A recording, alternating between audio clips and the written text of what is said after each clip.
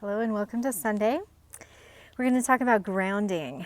Grounding is the focus for our first full week of May and this 30-day Reiki series for our self-practice.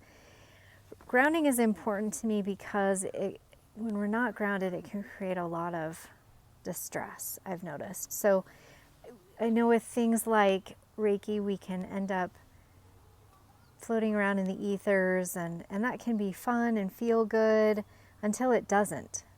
I hear so many people talk about picking up on other people's stuff, feeling sick, feeling drained, feeling emotional, and just not really calm and centered and stable, which is what grounding can do for us.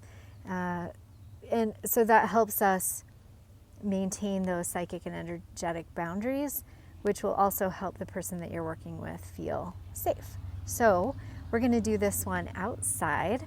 And for those of you who enjoy nature, Mary, you said you are a nature girl. Me too.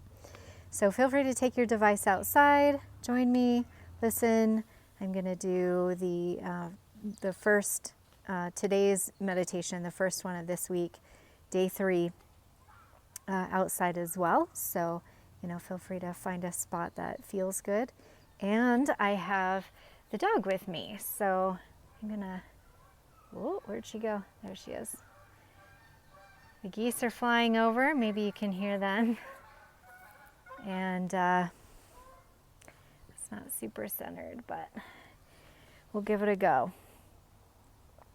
So some of the things that, signs that we're not grounded would be that it's hard to find your words, can't focus your eyes, you have a hard time walking, maybe you just feel loopy and spacey. People have different words for it, but then the opposite of, then feeling grounded means you feel focused, you feel calm, you feel centered and present, maybe energized or relaxed, kind of that fine middle point where you feel really good. There's so many things I can say about this. And this is actually my third try at this video, so because I want to make sure I get all these points in here. And because it's really important to me. I've noticed as a client and as a practitioner, I just feel safer. I feel like I can hold space for people better if I'm, if I have some level of grounding. So grounding then, if not being grounded, kind of gets facilitated by, sending ourselves off somewhere or digging around in somebody's energy, then being present in the moment in your body is a great way to be find some grounding. So one way to think about it is your body is in the present moment 100% of the time. Your mind, as you know, can go everywhere. So if you focus on your body in the present moment, this is going to help you do this. We have done the session Toitsu meditation. That is one way to focus on your body in the moment. I hope that child is not distracting for you. I'm going to try not to be distracted myself. We will do another meditation, actually 2 or 3 more of the Japanese Reiki meditations that are also focused on your body in the moment. And all of the meditations that we do this week will focus on in some way on grounding. And a lot of it will be using the breath, because the breath is a great way to get present in your body and to slow down, to bring your vibration back up to match Reiki, and to calm your nervous system if you're stressed, things like that. But it's a great way to also just focus on your body in the moment. We will do body-centered meditations. Reiki practice can be very body-centered because we're focusing on, if we're using hand positions. And that might be a challenge for some people. Let me know if it is. But each day will have a different meditation, and each one will be a great opportunity for you to experiment and explore what makes you feel the most grounded. I've heard people say that the image of a tree is the most common and most effective, I guess, children playing with a gate nearby, and it's a little bit distracting because I didn't take the time to ground myself before starting this video.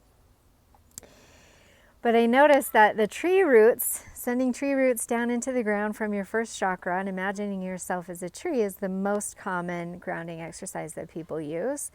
And that's a great one. And we're going to try some other things as well, so that you have a repertoire and you start strengthening that muscle. And the more you use that tool, the easier it will become, so that when you're not so grounded, things make you stressed out, things take you out of your center, it'll be easier to come back, and you'll be able to stay there a little longer. So we're going to do that.